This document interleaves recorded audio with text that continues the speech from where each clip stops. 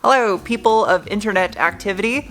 Welcome to another video where I continue restoring my Graham's 94 Ford Ranger. If you're new and you'd like to get caught up on why watermelons don't float, up above my head is a link to a video that doesn't help you with that. Yesterday evening, after putting out the last video installing the suspension and steering components to the front of the truck, I continued working on installing the factory front anti-sway bar that was freshly powder coated from the donor truck and frame, as well as a brand new set of end links and anti-sway bar bushings along with the freshly zinc coated hardware to accompany everything. The only reason why I did that is because the donor truck that I got the frame and the running gear from didn't have a rear sway bar on it when I bought it. However, my Graham's Ranger was, and it was not worth saving. It's just too crusty. So with that being said, I'm waiting on a couple more parts for the front. I bought some more upgrades, subtle upgrades, but I also have something I want to try out today. Ooh, that's heavier than I can pick up. And this is a soda blaster. I bought a $99 soda blaster. I have no clue how well this is gonna work or how terrible it's going to work. This thing was like a fraction of the price of one of those fancy laser rust remover things.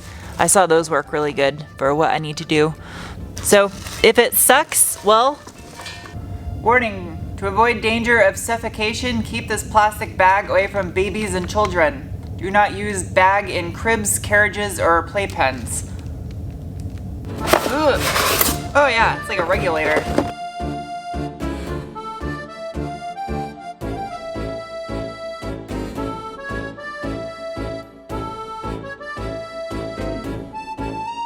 Ta-da!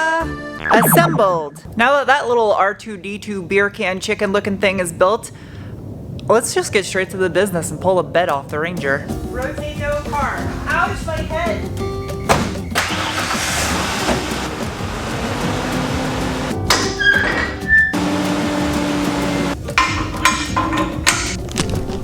Tailgate. I hate this bed liner. I'm gonna rhino line you bed. Well, this thing's heavy. Might look a little bit ridiculous the way I'm doing this. I have to keep one lift completely free as well as the area in the front of the shop because I still gotta review cars in here. So unfortunately I can't leave this truck tore apart on this lift. What does this go to? It's a busted screw. I need something with some more ass than this. It's not cutting it. This is my new 10mm, the 1/2 to 3/8 adapter. Those things go missing more than anything. I think I blame it on some Tibetan forest snails for stealing them, but... Ooh, that's a f***ing spicy tool.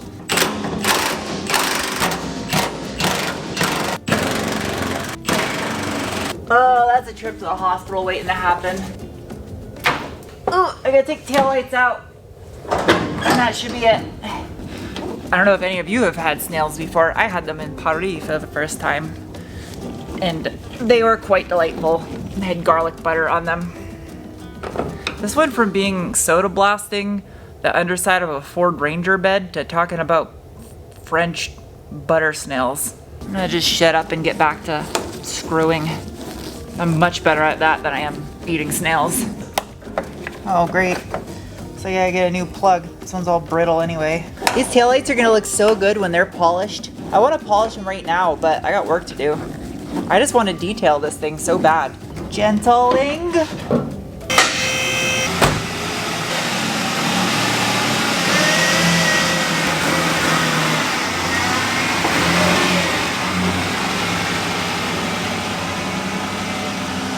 Good job watching out, Penguindo.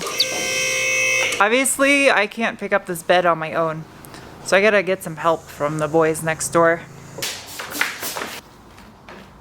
I know some of you are wondering why I'm using the soda blaster to do this instead of a sandblaster, and simply because I don't have a sandblaster. Then this was $99. And this is also a less abrasive method.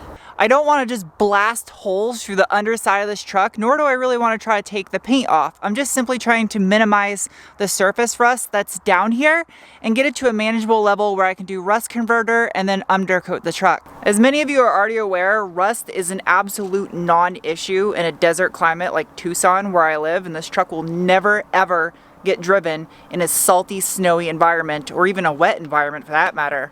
Again, it's not my daily driver. So I don't need to treat this process as if this truck still resided in New Hampshire and was gonna be driven in that type of an environment. So with that said, let's experiment and see what this thing can do.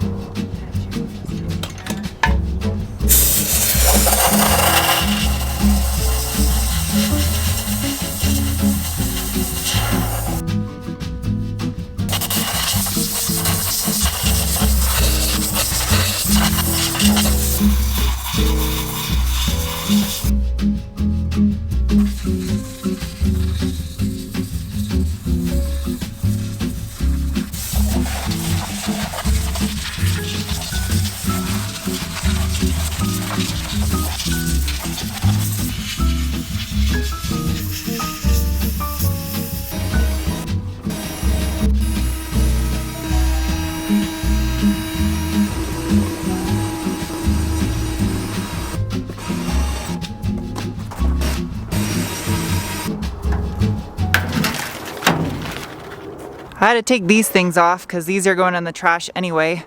I got fresh ones on the donor truck. Same with this guy right here in the middle. I can take one off the donor truck on that too. Look at that.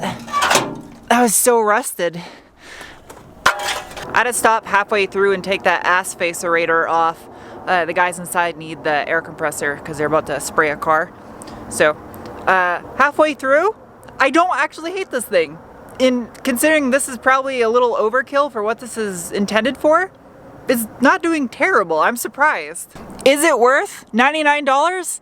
Absolutely. I am not dissatisfied with this. I'm kind of shocked. If I had to critique anything about it, it's that once it gets about a quarter or so full, you gotta constantly shake the thing to make sure that baking soda gets sucked up into it. So here's the pros and cons. I like the fact that it's pretty quick. That was less than 5 minutes right there to get that entire area to look like that when it looked like this before.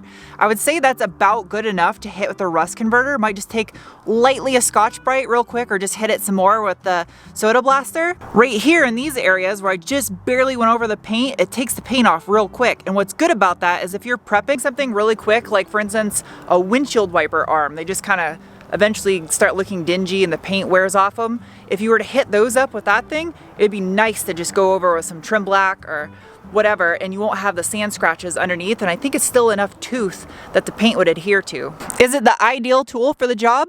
Probably not, but I think it's doing a pretty good job for what I spent.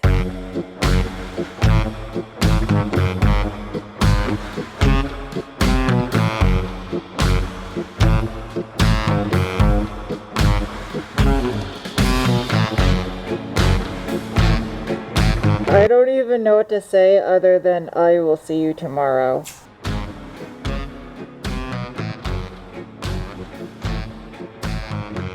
I discovered an upside to soda blasting last night. It's that when baking soda gets in your hair, it just feels really fresh the next day. It's not very fun when you get it in your belly button though. Alright, back to work. There's baking soda everywhere. Literally, it's everywhere. I did something smart though. And before I put this thing vertical, I vinyl wrapped the back of the bed so that way when it was propped up on the wood and the foam, there was no chance that it could get like scuffed or scratched. As far as the pumpkin goes, the soda blaster did a great job on any areas that I had nice and clean. It looks like brand new aluminum. Where that thing does not do a good job though is the areas that had old caked on grease and dirt. It didn't even affect that whatsoever. So I had to take a plastic scraper to scrape off all the chunks, and I'll have to wash it really good and then go over everything. But I ran out of soda because I used it all on the bottom of the bed. I gotta press out these old cab mounts before I can start swapping stuff over and put the new poly ones on that I got for it. The game plan, what I'm gonna do on the underside of the bed is I'm gonna use some POR on the areas that had the most corrosion, And then I'm gonna do the entire underside of the bed with rubber undercoating, the texturized one. So that way it's got a uniform texture underneath the entire underside of the truck instead of doing everything in POR, because then it'd be a little bumpy in areas where the POR is at. All right, let's see if this works. And give it hell. Ooh, look at it squish. It's like a little mochi.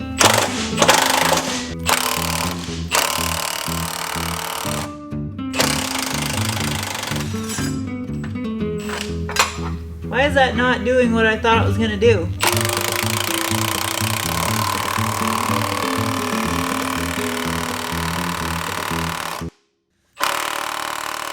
These things are f***ed, like proper f***ed. What should be happening here and what's not happening here is when I put this big spacer up underneath here and then I put a big flat piece of steel underneath it so that way it doesn't pull through this, and then tighten this nut down here, it should then pull against this right here, which will pull the bottom bushing. There's a bushing up under here and a sleeve, and separate the sleeve from the upper bushing because they're joined together. The new cab mounts that I bought didn't come with any of the washers or the stud or the nut or any of that stuff. It's literally just the poly portion. This is smaller than the nut on the bottom, so try pounding it out.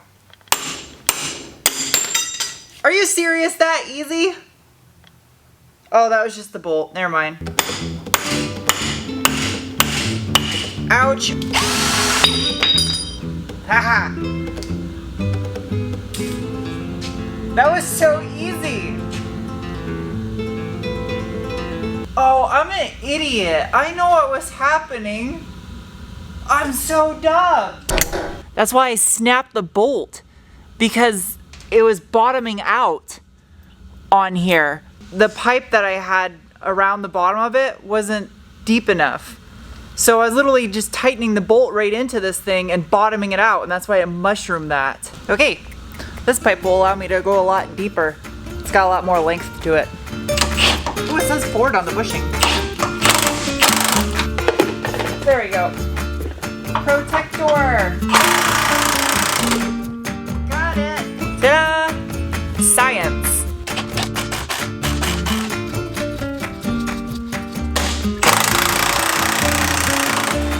Literally took like 5 minutes per bushing to get these out. I wasted 3 hours in the first one. I just have one left, and this one's odd because it has a permanent bolt because it holds the radiator core support. So,